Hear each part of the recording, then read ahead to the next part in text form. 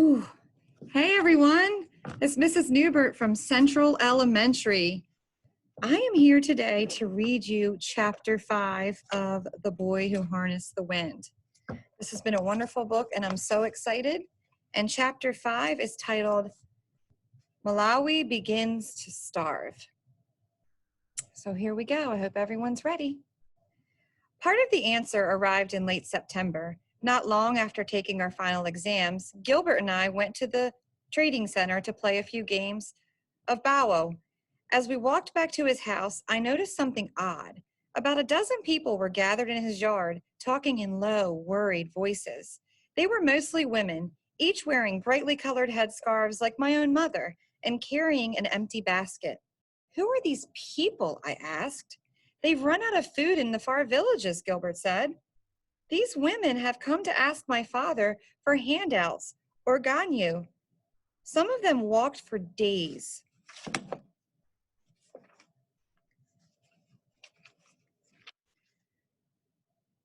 Ganyu was another word for day labor or a small job such as clearing fields or digging ridges for a little money or food. It's how many farmers in Malawi made a living when times were hard. But I'd never seen this many people at once. What's your father going to do? I said. He's going to feed them, Gilbert answered. He has no choice. He's their chief.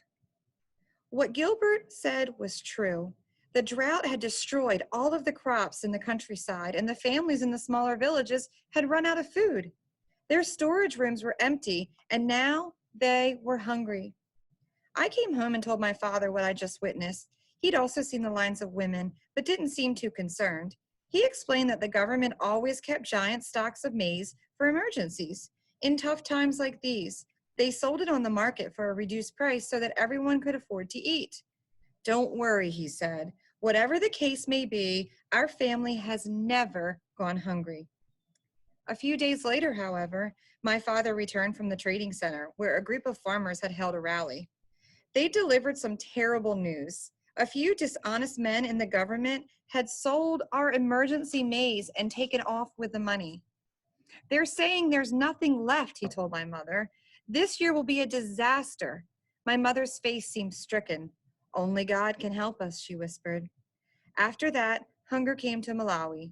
Due to the shortage of maize, the price doubled in the market. When this happened, people started hunting for food in the forest. One evening before dinner, I was feeling a bit hungry, so I walked next door to see if I could snatch a few mangoes from Mr. Mawal's trees. When I arrived, he and his family were sitting down to steaming plates of food. Just in time, I said. But when I looked closer, I realized what the Mawals were eating.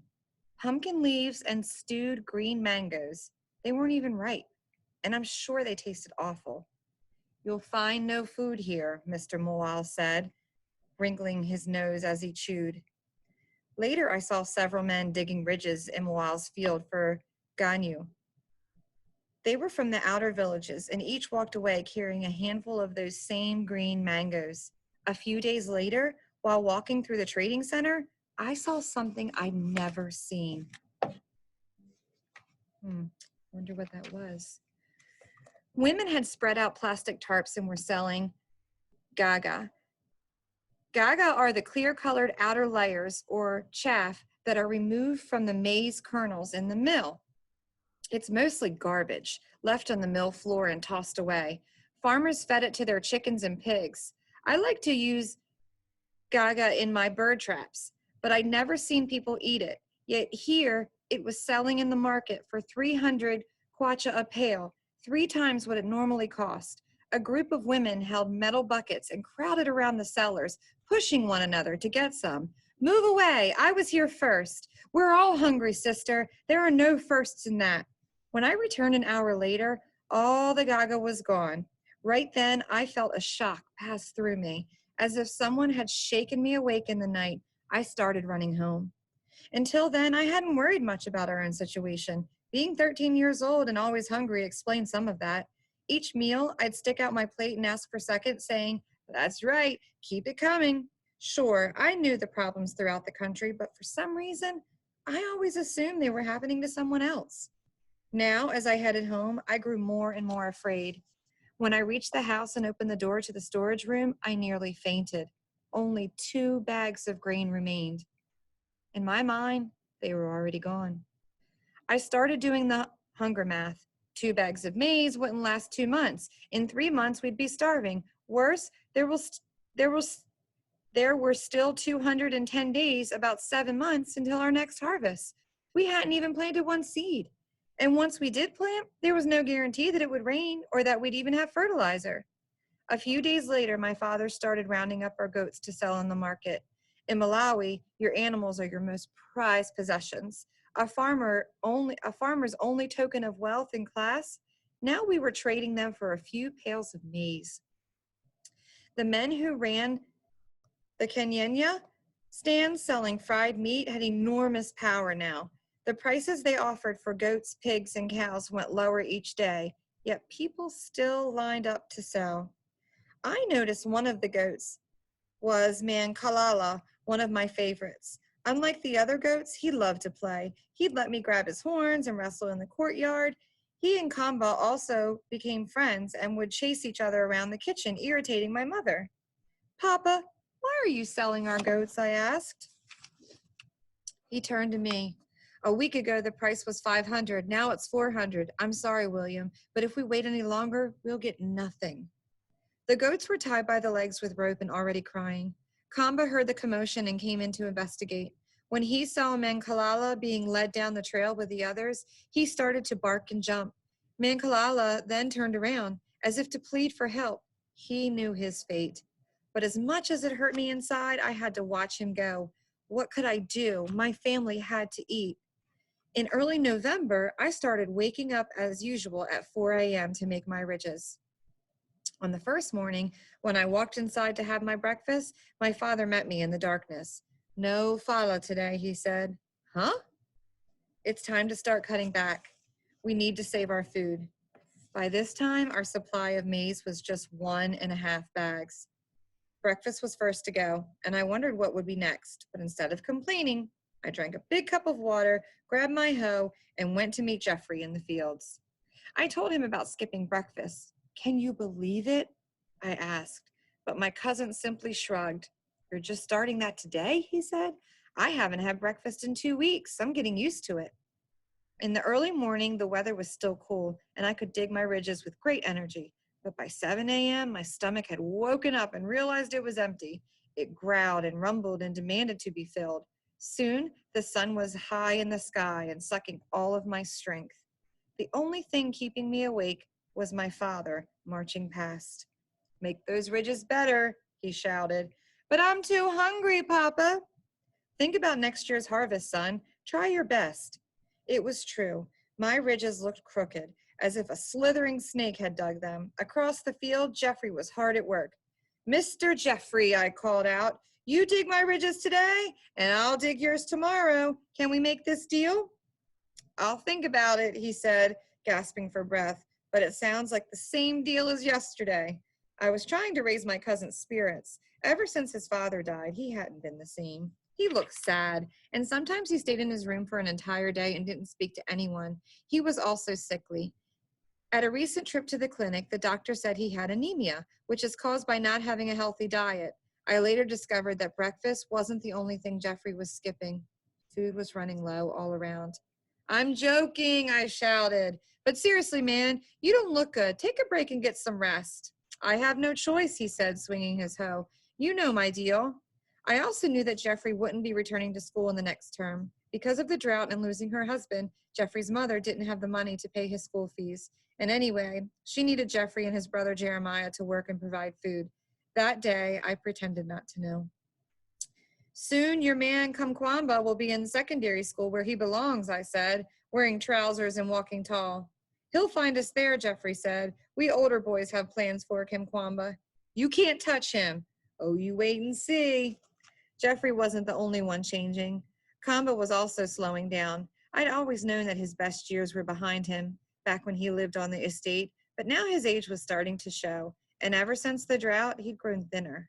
The food I was feeding him at night just wasn't enough, I guess. As he got slower, the mice in the fields outwitted him, and the other dogs beat him to the scraps in the garbage piles. Kama no longer chased chickens around the courtyard, but stayed in the shade and slept. I was beginning to see his ribs. One night, when I tossed up a ball of Nasima for him to eat, he lost sight of it and it landed right on his head. "What's the problem, old man?" I teased. He leaned over and sucked down the food in one gulp. Some things didn't change. December arrived with dark skies and heavy rain. All across the region, farmers did their best to plant seed for the next harvest, yet many had abandoned their fields in order to search for food. It wasn't long before their land was choked with weeds. My father managed to plant a small plot of maize, but without any fertilizer, he also found enough seed for a half acre of tobacco, which would prove a lifesaver in the months to come. What began as drought and hunger in Malawi soon evolved into full-blown famine. That winter, it would tighten its grip until a few people were left standing. Those looking for food began to cluster in the trading center and along the roads. Groups of men carrying their hoes went house to house asking for work, their clothes soaked from the rain and covered in mud. At each place, they heard the same reply: "We have nothing to give." While the men searched for Ganyu, their wives gathered at the chief's house where Gilbert passed out bags of flour at the door. Already hundreds of people had received food and more kept coming. They carried children who cried from empty bellies, and some women were so weak that they fainted once they arrived. After Gilbert's mother nursed them back to health, they continued down the road in search of their next bite. The famine arrived at our doors sooner than I imagined. During the second week of December, my mother milled our last pail of maize, giving us just 12 more meals. As soon as she left, I opened the storage room and peered inside. All that remained were empty bags piled in a corner like dirty laundry. I tried to remember what the room had looked like when it was full, but I just didn't have the energy. That night, my father called the family into the living room. "Given our situation," he said, "I've decided it's better if we go down to 1 meal per day. It's the only way we'll make it." My sisters and I argued over which meal it would be. "We should have breakfast," said Aisha, who was 12. "I like lunch," shouted Doris. "No," my father said, "it will be supper. It's easier to keep your mind off hunger during the day, but no person should have to sleep with an empty stomach. We'll eat at night." My stomach was used to being fed every time it grumbled. Having no breakfast was one thing, but not eating breakfast or lunch was a lesson in patience and pain. It was even harder on my younger sisters, who didn't understand why no one would feed them. "Did you hear me, Mama?" they cried. "I'm hungry." "Yes, dear," my mother said. "I heard you. Just try to hold on." Dinner didn't come soon enough that first night. My father lit a lantern in the living room, and we all gathered around, watching the black soot spiral toward the ceiling. As usual, we started with hand washing. My sister Doris walked around to each person and poured the warm water over their hands while they lathered up with soap and rinsed over the basin. When washing was finished, finally my mother fetched 2 bowls and lifted the lids. "Try to make it last," she said, and joined us on the floor. The first bowl contained the sema, but instead of a mountain of steaming cakes, this one was gray blob. It didn't even look edible. In the second bowl, my mother had prepared a small portion of mustard greens. We passed the food around and didn't even bother using plates. The meal was over in minutes. With less than 1 pail of flour remaining, I knew that only a miracle could save us, or at least a very good idea. The next morning, my father announced his brilliant plan. "We're selling all of our food," he said. Didn't make any sense to me. In fact, it seemed like the worst idea I have ever heard. But then he explained how we'd use the flour to make cakes to sell in the market. The extra money we earned would go toward buying more food. It was a huge gamble. That morning, my mother mixed the last of the flour with some soy powder and sugar and made ziguma cakes, which resembled small biscuits. The delicious smell of them baking over the fire drifted through the sheets of rain and onto the road, stopping the Ganyu men in their tracks. Even the birds became brave and gathered outside the kitchen to sing a wonderful tune. The aroma seemed to enter my body like a spirit, slithering into my empty belly and stretching into my arms and legs. Normally, when my mother made ziguma cakes, she'd let me scrape the bowl with my fingers. In Malawi, this was such a cherished privilege that the kids had given it a name, VP, after Vipassi pot, meaning the bottom of the pot. Mama, VP? We'd ask, our eyes round with anticipation. But this time was different. My mother used every last drop of batter as if wiping it clean with a sponge. No VP, only empty pot. That night, my father made a stand from a broken table and an iron sheet.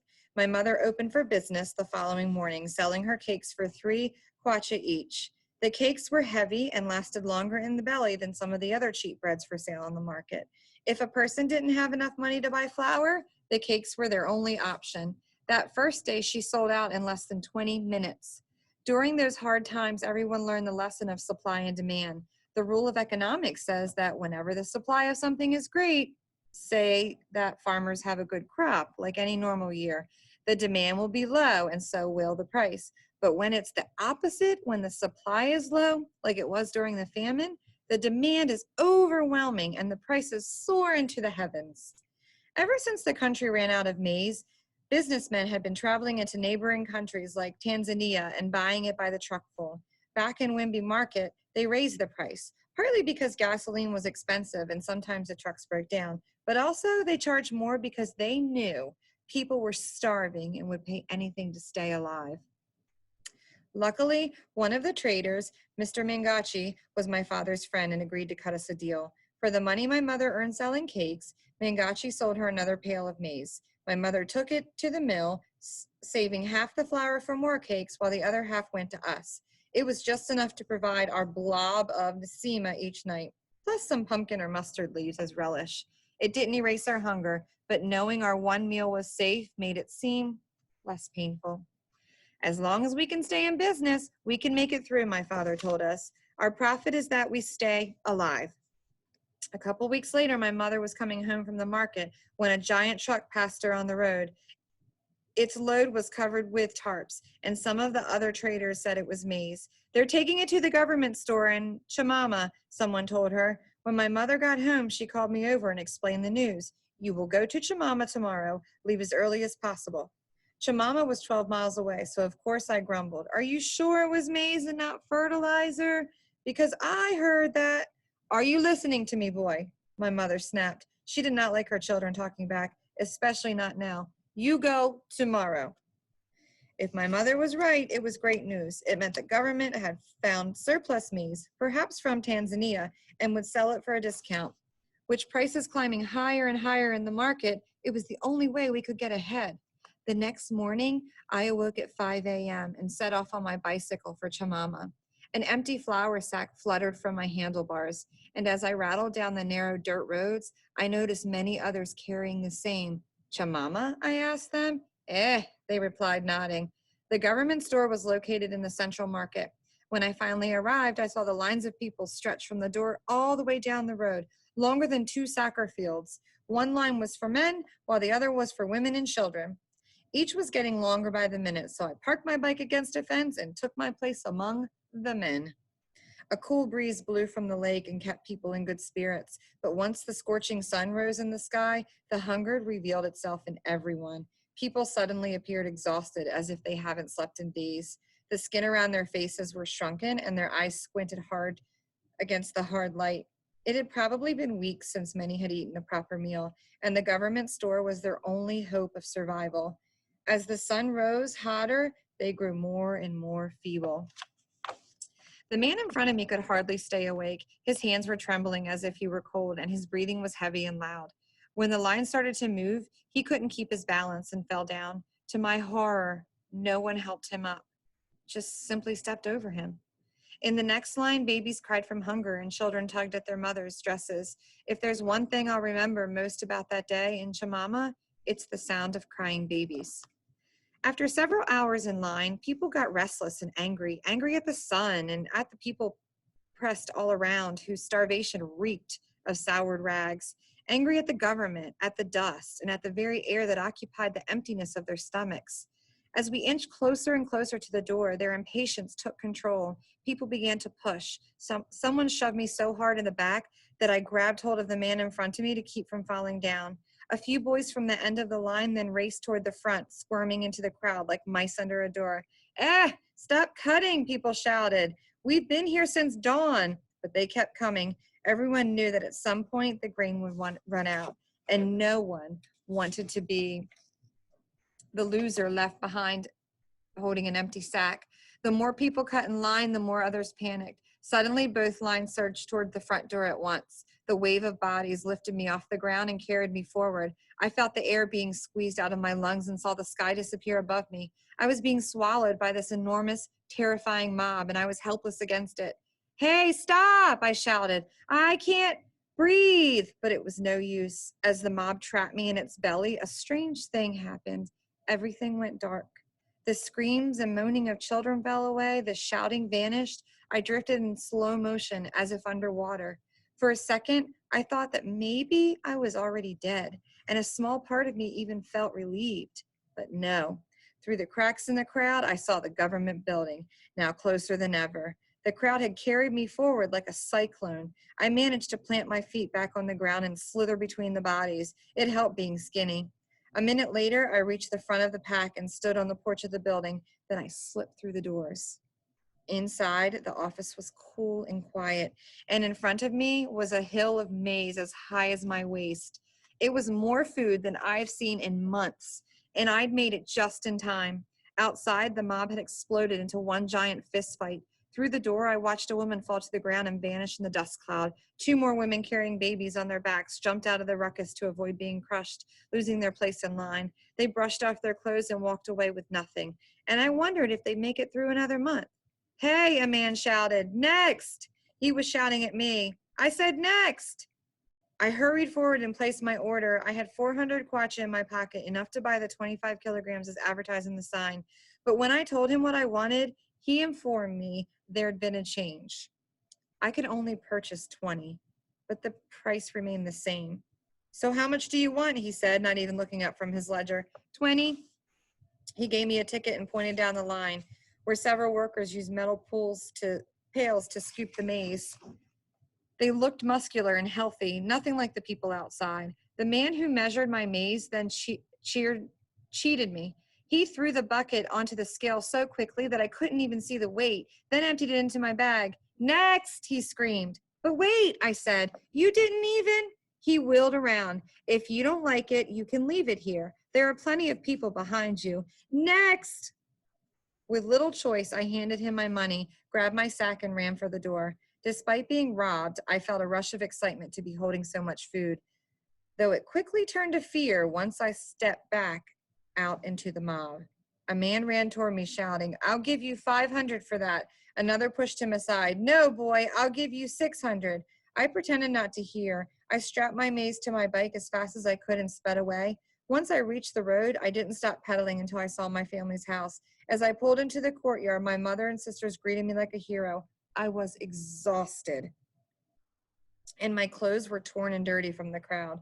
When I tossed the maize onto my father's scale, it confirmed that I'd been shorted. 15 kilos, I said, only half a bag. My mother told me not to worry. You did fine, and because of you, we'll eat for another week.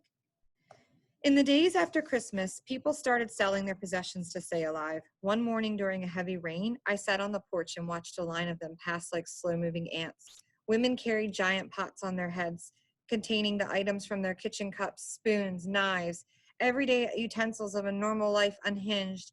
Men lugged chairs and sofas on their backs. One man dragged a heavy dining room table through the mud. They were all headed for the trading center to see how much money or maize they could get. Because what good was a kitchen table when you had no food to eat on it? Kamba lay sprawled out on the ground at my feet. Every few seconds, his tail flipped in slow motion at the flies that gathered on his back. He was getting thinner and more weak, and I knew it was all my fault. My mother's one meal per day didn't include our dog.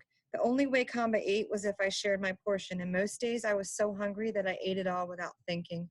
Lately, in the middle of the night, his groans of hunger had roused me from my sleep, and I stayed awake, burning with guilt. It was difficult to even face him now. So once the rain let up that morning, I left him on the porch and followed the people in the trading center. He didn't try to follow. The hunger had transformed the town. Most of the shops, like Mr. Banda's, were now shuttered, and the market women had abandoned their stalls. The merchants now had joined the multitude of starving people looking for food and selling their lives away. Nadira, Nadai, Malando, a man called out. I've got something to sell. How about this radio? It's yours for a giveaway price. One man sold the iron sheets from his roof for a cup of flour. A nice straw roof could fetch half a cup. What good is a roof when you're dead? He asked. A few of the businessmen, like Mr. Mingachi, bought their neighbor's furniture and later gave it back. But the truth was that most people had no money to buy anything. They simply shook their heads and walked away. Inside the maize mill, a crowd of desperate children gathered around the machine. When the rare woman came to grind a pail of maize, they watched the flour cloud rise from the bucket with dancing eyes. As soon as the customer removed the pail from the spout, the children threw themselves onto the floor and wiped it clean. By mid-December, there were hardly any grain to mill anymore, and the building fell to silence. Then Christmas arrived. Normally, it was my favorite holiday. In better times, we put on our nicest clothes on Christmas Eve and watch the nativity play at church. Later that night, my sisters and I would catch swarms of the flying ants that arrived each rainy season, then roast them in a flat pan with the salt and eat them with Nisima. Whereas grasshoppers have a kind of nutty flavor, roasted ants taste like chewy dried onions, except more delicious. When eaten along with beans and pumpkin leaves, they are truly heavenly. Christmas morning, breakfast was typically fresh sliced bread slathered with blue band margarine and a mug of steaming chamba tea. A blue band sandwich, washed down with milky, sugary tea, is the greatest combination you can put inside your mouth. Like anyone, Malawians love meat on Christmas. Early in the afternoon, my father usually kills one of our biggest chickens and gives it to my mother to cook. But Christmas, chicken is not served with Nasima. As I mentioned before, it comes with rice. Ask any Malawian about Christmas dinner and they'll always mention rice. But on Christmas 2001, we had none of this stuff. First of all, our chickens had died from disease a few weeks earlier because we couldn't afford the medicine. All that remained was one lonely hen who became a kind of morose symbol of everything we'd lost. No one dared to touch her. All the churches canceled their Christmas Eve nativity ceremonies because of the hunger, and that night my sisters and I felt so weak that we didn't bother catching ants. When Christmas morning rolled around, there was no sliced bread or blue band, no tea, and I knew there wouldn't be any chicken and rice either. I felt so sad that I sat on the edge of my bed and didn't move. I heard the sounds of the radio coming through my door. The DJ was playing Silent Night, and it only made me angry. How dare they play that song, I thought. I grabbed my hoe and headed straight for the fields, anything to keep my mind off Christmas. Around noon, my mother did manage to serve us a holiday lunch, but it was just the usual blob of Nasima. She'd probably worked very hard to save enough flour for that extra meal, but it was impossible to eat with a happy heart. Afterward, I went to see Jeffrey, which made me feel even worse. I found him sitting on his bed, looking thin and tired. Ever since his mother had run out of food like the previous month, Jeffrey had been one of the people on the road searching for Ganya. He found work making ridges and pulling weeds, but it didn't provide enough food for his whole family, and often they went entire days without eating. Worse, he'd been neglecting his maize crop. Hey, man, I said, I haven't seen you in days. Your field is full of weeds. They're taking over. Too busy with Ganya, he said. At first I went looking for enough food for the month, then the week. Now it's all about tomorrow and today. I hadn't seen Gilbert in a while, so I walked over to his house. About 50 people were camped out in his yard when I arrived, and the smoke from their fires covered the place in dismal haze. Gilbert was standing in the doorway. Merry Christmas, eh? I said, being sarcastic. Not here, he answered. Well, surely Chief Wimby has prepared some delicious chicken and rice. Gilbert shook his head in disappointment. These people have taken almost everything from us. It's only beans and Nasima today. My nose caught something terrible on the breeze. It made my lips curl. What is that smell? I asked. Oh, he said, pointing toward the campers. They're not even bothering with the latrine anymore. Now they're just defecating in our grass. Be careful where you walk. Yeah, for sure. With Jeffrey busy with Ganya and Gilbert busy with hungry people, I decided to see if my cousin Charity was around. Charity was a few years older. His parents lived in another village, while he worked the fields around Wimby. He lived by himself in kind of a cool clubhouse where teenage boys gathered to discuss soccer, girls, and whatever else. I never really knew. Since most of the time they kicked me out, whenever one of them said, William, I think I hear your mother calling, I knew it was my signal to leave. This time, though, Charity seemed happy to see me. No one wants to be alone on the holidays. He invited me inside, where a small fire was burning in a cooking pot. It's Christmas and I'm starving, he said. I haven't eaten a thing. Yeah, I said, I'm hungry too. The two of us began thinking of ways to get food. The mangoes were all eaten and gone, and the businessmen in the trading center wouldn't dare give us any flour. What about James? I said. Our friend James ran a kind of quinceañera stand, but instead of selling fried goat meat, he boiled the brains and hooves, something called head cheese. Trust me, it's more delicious than it sounds. In fact, my mouth watered just thinking about it. Perhaps James will be generous on Christmas and let us have some, I said, feeling confident. Charity waved me off. Don't be stupid. Then his eyes brightened and he said, but he does throw away the skins. Can you eat that? I asked, twisting my face. I'm thinking, why not? What's the difference? It's all meat, right? Yeah, I guess you're right. The hunger had screwed up our brains. On the way to see James, we passed other quinceañera stands. A group of wealthy businessmen stood around eating meat and fried potatoes. They laughed and joked as they devoured the greasy bits, not even stopping to swallow before stuffing their faces again. Nor did they seem to notice the crowd of villagers gathered around to watch them eat. To these men, the hunger was invisible. James' stand was just down the road. He was there, as usual, hunching over his boiling pot. As we got closer, I could see a goat head bobbing inside the rolling water, along with some leg pieces. My stomach howled, and I had to turn away. James, Charity said, William and I are making a Christmas drum for the children in the village. We're wondering if you could spare some of your skins.